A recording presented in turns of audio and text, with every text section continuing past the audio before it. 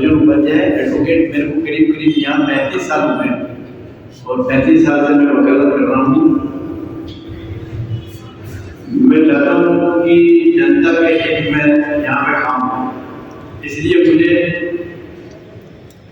Specially खड़ा होना पड़ा है यहाँ निर्दलीय। और मेरे को वर्षों हो गए यहाँ से पब्लिक की समस्याओं को देखते देखते मैं चाहता हूँ कि मैं उसमें कुछ सुधार करूँ। एडवोकेटों का भी कहना है कि भाई आप जब इतनी समस्याओं से अवगत हैं तो आप खुद क्यों नहीं खड़े हो जाते, इसलिए मुझे बिल्कुल खड़ा होना पड़ा है। यहाँ पे शिक्षा की, स्त्रियों की, सफाई की बहुत असुविधाएं हैं, कोई देखने वाला नहीं है यहाँ। जब मैं निकलता हूँ रास्ते से तो मेरे को वर्षों पुरानी बातें याद आती है कि इतनी गंदगी। आज 15 साल से गुलाब जी का शासन रहा है यहाँ पे और 15 साल से आज भी यही हालत है कि आपको कचरे के ढेर मिलेंगे। अच्छा, एक आदमी, अनजान आदमी जो अपने आप को कांग्रेस का नेता बताते हैं, 6 महीने हुए उनको, 6 महीने के पहले उनकी क्या पोजीशन थी आपको मालूम नहीं है। 6 महीने के बाद वो आप पहली बार जो है यहाँ पे बाजार का नाम रख रहे हैं। नेताओं का काम एक्चुअल में आपस में लड़ना और मजे करना, बस ये काम है इनका। और हम चाहते हैं कि जनता के लिए हम कुछ काम करें। आप जो भी मेरे से पूछना चाहें तो मैं बताने तैयार हूँ, कोई समस्या आपके दिमाग में हो। अभी मैं जीवन में पब्लिक की राय से ही काम करूँगा। आप निर्दलीय प्रत्याशी के तौर पे चुनाव लड़ रहे हैं और आपके सामने जो मतलब जो प्रत्याशी हैं, यहाँ पे एक ट्रेंड रहा है उदयपुर के अंदर में, ये या तो भारतीय जनता पार्टी जीतती है या कांग्रेस जीतती है। अभी तक के शासन में जब तक चुनाव है अभी तक निर्दलीय प्रत्याशी एक भी बार नहीं जीता है। फिर आपने हिम्मत की है ये, तो क्या सोच के की है? क्योंकि जो धन बल जो लग रहा है सामने, कई हजारों की रैलियां जो निकल रही है वहाँ पे, उसके सामने आप एक मौन रह के आप चुनाव लड़ रहे हैं। एक्चुअल में क्या है कि अपने पास इतनी पूंजी है, मैं साधारण आदमी हूँ और साधारण की तरह ही मैं चुनाव लड़ रहा हूँ। तो मैं चाहता हूँ कि कुछ ऐसा वो पब्लिक के लिए हित में काम हो, जनता के हित में काम हो। अभी मैं देख रहा हूँ लोगों को कि सरकार ने 5 साल तक कोई काम नहीं किया और अभी जगह जगह पे उन्होंने ड्रिलिंग मशीन लगा रखी है, नाले खुले। मैं जब कल बस्ती में गया परसों, कच्ची बस्ती में, तो उन्होंने कहा था गैस की पाइपलाइन डाल रखी, रोड नाली नहीं बन सकती है। ऐसी विकट परिस्थितियां हैं और ऐसी विकट परिस्थितियों में मतलब पब्लिक कैसे रह रही है इतनी गंदगी में। मतलब जावे तो आदमी बीमार पड़ जाता है, अनजान आदमी जावे बीमार पड़ जाए बेचारा, बहुत परेशानी है। इसको देखते हुए मैं जो है चाहता हूँ कि जनता मुझे ये सलाह दे कि ये काम करना है। अच्छा, मैंने हिम्मत करके खड़ा तो हो गया हूँ। अच्छा, मैं जानता हूँ निर्दलीय आज तक यहाँ से जीता नहीं है, तो भी मैं चाहता हूँ कि मैं जनहित में काम करूँ। आपका मकसद जीतना है या लोगों को जागरूक करना है? लोगों को जागरूक करना है मेरा मकसद। कि जो है वो पार्टियां मान्यता नहीं रखती है, अपने को मेन जो है बहुत जरूरी है, जनता की राय से हम काम करें, बस हम ये चाहते हैं। ये एक्चुअल में एक मिसाल पेश करना चाहते हैं समाज में कि आप पार्टियों के प्रत्याशियों को ही मत देखो और ये पार्टी पॉलिटिक्स से बाहर निकलो। समाज में अच्छे लोग भी हैं जो समाज का हित सोचते हैं और समाज के लिए कुछ अच्छा करना चाहते हैं।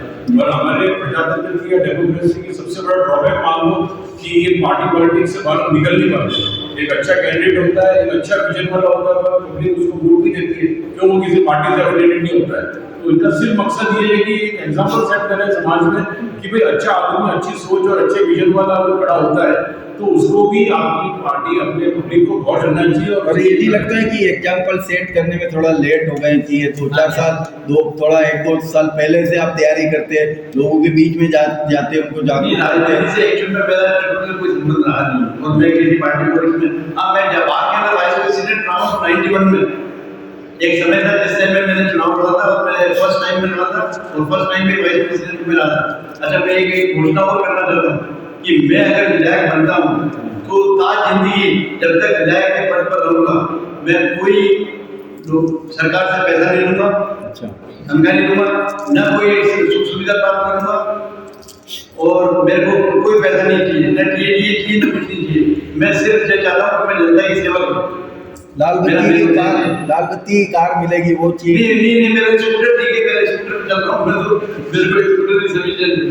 अच्छा, एक बात बताएं, जी आप जेल के सामने बैठते हैं जी, कोठरी अपने, अरे मैं तो रात दिन देख रहा हूँ लोगों को क्या लगता है। जो हाई कोर्ट बेंच को लेकर आपने जो पहला इंटरव्यू दिया था उसमें कहा जी, जी। था मैं विधायक बना, जी हाँ, तो जब तक हाई कोर्ट नहीं आएगी मैं विधानसभा में हड़ताल पर रहूंगा।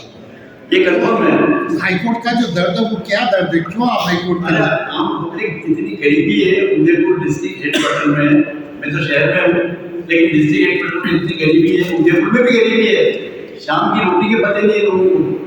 एक्चुअल में आपको आदमी हाई कोर्ट कैसे जाएगा? हाई कोर्ट की फीस है 50,000, 25,000, 30,000, 50,000, 1 लाख रुपये फीस है। अब एक आम आदमी तो फीस दे नहीं सकता, तो अपन ये चाहते हैं कि हाई कोर्ट बेंच अगर यहाँ आ जाती है तो यहाँ के एडवोकेट जो है उसमें हाई कोर्ट बेंच में उनका भुगतान रखे और उनको कम रेट के अंदर कम पैसों में जो है उसको न्याय दे पाओ, हम ये चाहते हैं। बताइए आपने इसके पहले बताया कि आप पेंशन भत्ते कोई नहीं कुछ हाँ नहीं लूँगा। बहुत अच्छी बात है, राजनीति में जाते ही सेवा के लिए, जी हाँ, जी हाँ। क्योंकि क्यों करोड़ों अरबों रुपए देश का बर्बाद करते हैं वहाँ से लेते हैं। बर्बाद करें, अगर इनको अगर ऐसी सेवा करनी है, पार्टियों को अगर ऐसी सेवा करनी है तो या तो कोई एनजीओ ज्वाइन कर ले और या फिर वो मिलिट्री में चला जाए। अगर समाज सेवा ही करनी है उनको तो मिलिट्री में चला जाए या एनजीओ ज्वाइन कर ले। लेकिन कभी भी कोई नेता जो है वो इस तरह के काम नहीं करता है, वो तो सिर्फ ये है उसका मेन मकसद होता है पैसा खींचना। आज यहाँ सिटी में ये हालत है कि जिन लोगों ने 5 मंजिल कॉम्प्लेक्स बना रखा है, 3 मंजिल की परमिशन में 5 मंजिल बने हुए हैं, इसको देखने वाला कोई नहीं। पार्किंग की सुविधा है तो पार्किंग की गाड़ियाँ बाहर पड़ी रहती। आप जैसे स्कूल है यहाँ पे तो उन स्कूलों के अंदर जो है खूब जगह है अंदर, लेकिन सारी पार्किंग की व्यवस्था बाहर रोड पे रहती है उन लोगों को। तो मैं जब आता हूँ तो देखता हूँ तो मेरे को बड़ा इम्पोर्टेंट स्थिति होती है मेरी कि ये क्या पोजीशन कर रखी है, सरकार को ध्यान देने वाला नहीं है। पुलिस डिपार्टमेंट देखो तो यातायात की सुविधा देखो तो हर मामले में यहाँ पे करीब करीब, अब मैं तो मेरे को कभी कभी ताज्जुब होता है कि यहाँ 15 साल शासन के अंदर भी कोई सुधार नहीं है। आज सड़कों की हालत ऐसी हो रही है, जगह जगह कचरा पड़ा हुआ, जगह जगह गड्ढे हो रहे हैं, वो कोई देखने वाला नहीं। और स्मार्ट सिटी, ग्रीन सिटी तो खत्म हो गई, जलवाने भर के लोहे के जंगले बना दिए चारों तरफ। अच्छा, आज अगर ये नाली बनाते हैं तो 3 महीने बाद इनका कोई पानी नहीं है, 3 महीने बाद नाली तोड़ देंगे और उसके बाद 1 फीट की नाली को 1.5 फीट कर देंगे, फिर 1.5 फीट की नाली तोड़ेंगे, फिर उसके बाद 6 महीने बाद जो है उसको 2 फीट की कर देंगे। ये काम है इन लोगों का, सरकार का। और नगर परिषद में भी हालत बड़ी विकट स्थिति है। बाद में पुलिस वाले जो है शिकायत नगर में आ जाएंगे, क्योंकि मैं तो देखता हूँ डंडे मारेंगे उन लोगों को और कहते कि जाओ कर जाओ, बंद करो। यानी ये ट्रैफिक व्यवस्था भी, पुलिस व्यवस्था भी इतनी स्पष्ट नहीं है कि वो जी हाँ। एक्चुअली मैं इसको थोड़ा क्लैरिफाई कर देता हूँ। ये बोलना एक्चुअली में ये चाह रहे हैं कि अपनी सिटी जो है टूरिज्म सिटी है, टूरिज्म सिटी होने के बावजूद भी एक बार ऐसा कोई अपनी को सुख सुविधाएं शहर में नहीं। कोई भी टूरिस्ट रात को अगर आता है शहर में उसको खाने के लिए कुछ नहीं मिलता है, सारी दुकानें होटल सब बंद मिलती है।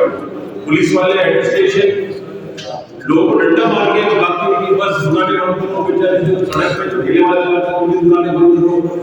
अगर आपकी सिटी अगर टूरिस्ट सिटी है और आपकी जो रेवेन्यू इस टूरिस्ट पे टिका हुआ है, और अगर आप देखते हो कि भाई आप किसी को डंडा मार के बंद कराओगे तो टूरिस्ट कैसे आएगा, आपकी रेवेन्यू कैसे जनरेट होगी?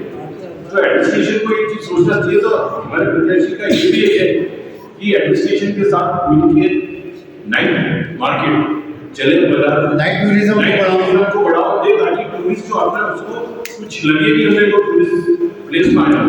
कई लोग बोलते हैं उदयपुर शहर बहुत नंबर 1 है, मैं वर्ल्ड में, इसमें हमारा किसी का कोई योगदान नहीं। किसी भी जो विधायक रहा है पहले जो लोग हैं उनका कोई योगदान नहीं है। ये तो प्रकृति की मेहरबानी है कि उदयपुर शहर अपने आप में सुंदर है। आपका क्या योगदान है, आपका कंट्रीब्यूशन क्या है? ये कंट्रीब्यूशन हम अगर इस पर कुछ करेंगे तो होगा।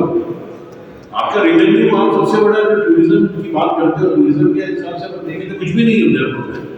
अर्जुन जी, आप उदयपुर के लोगों को क्या एक आश्वासन देंगे? जैसा आपने कहा कि मैं जागरूक करने के लिए खड़ा हूँ, चुनाव अभी खत्म नहीं हुए, अभी लोकसभा का चुनाव आएगा, फिर नगर निगम के चुनाव आएंगे। तो आपकी ये जो दौड़ है जो चुनाव की, 3 दिसंबर को खत्म हो जाएगी कि आप इसको आगे रखना चाहेंगे? अगर मैं चुनाव जीत जाता हूँ तो ये कंफर्म है कि मेरी सारी जिंदगी, सारा जीवन जो है मैं पब्लिक की सेवा में अर्पण करूँगा। ये मैं वादा करता हूँ। ये पूछ रहे हैं कि क्या इससे बाद जो और चुनाव आएंगे मान लो अभी असफल रहते नहीं नहीं नहीं, ऐसा मैं नहीं लड़ूंगा। नहीं, लड़ने की बात नहीं, हाँ। लोगों को जागरूक करने के लिए तैयार रहेंगे क्या? हाँ तैयार हूँ, मैं तैयार हूँ। लोगों को जागरूक करने के लिए तो मैं हमेशा आज जिंदगी तैयार रहूँगा। ये तो मेरा वादा है। अभी एक्टिव रहेंगे तो फिर लोग आपको जानने लगेंगे, वोट भी देंगे फिर। अभी 2-3 दिन से अखबार में ये खबर आती है कि अगर मैं वोट नहीं दिया है तो आपको जो सुविधा दी जा रही है, दी गई है, वो आगे बंद कर दी जाएगी। हाँ। इसका मतलब ये है कि जो सरकार है वो वोट को लालच दे, पहले तो लालच देती है और आपके लिए अखबारों में क्या अगर वोट नहीं दोगे तो आप आपका ये खत्म हो जाएगा। तो इस तरह के लालच में आना नहीं चाहिए अपने को, क्योंकि वैसे ही देख रहे आज पत्रिका पढ़ी हो आप सभी ने किसी ने, तो उसमें तो एनालिसिस दिया है कि ये क्या होगा तो ये क्या है। मतलब उनका कहना है, पत्रिका वाला का कहना तो सही है कि भाई क्या इस तरह के लालच देने से क्या फायदा, जनता को चाहिए तो सीधा करे। ये लालच आचार संहिता में आता है क्या? लालच पत्रिका में भी आया है, आज और आया, कल आया, परसों आया। नहीं, लालच ये आचार संहिता में आता है क्या? ये लालच दी जा रही है? आचार संहिता में आता है क्या लालच देना? अभी लालच देना आर्टिफिशियल आया अर्जुन जी एक बात बताओ, लालच देना बिल्कुल आचार संहिता के खिलाफ है। आप किसी को लालच दे सकते हो दौरान चुनाव की जो भी चल रहे हैं आप नहीं दे हम तो बाहर स्टेशन में खड़े हैं, फिर उसके बाद में नहीं अभी इन्होंने केस की टंकी क्या करा कांग्रेस ने। अब देखो 500 रुपये में कर दी तो बीजेपी ने उसको 450 में कर दी, तो कांग्रेस ने वापस उसको 400 में कर दी कि 400 में देंगे अगर हम जीत जाते हैं। मतलब ऐसी पॉलिसियां हैं कि पब्लिक को जो है गुमराह करके वोट देने की प्रवृत्ति है लोगों में। अच्छा, बहुत स्थितियाँ खराब है। आप फिर से बोल जो पूछना चाहो तो मैं बता सकता हूँ आपको। आप क्या क्या आदेश आप? मैं कह रहा हूँ, जी हाँ, मैं ये पूछ रहा हूँ कि उदयपुर में जातिगत आधार पर वोट मांगे जा रहे हैं, ब्राह्मण मेरे लिए सभी जातियाँ समान हैं। जी हाँ, तो कौन सा ब्राह्मण है आप? मैं सुपाल ब्राह्मण हूँ और मैं चाहता हूँ कि सुपाल ब्राह्मण भी मेरा सहयोग करें, ब्राह्मण तो सहयोग करें।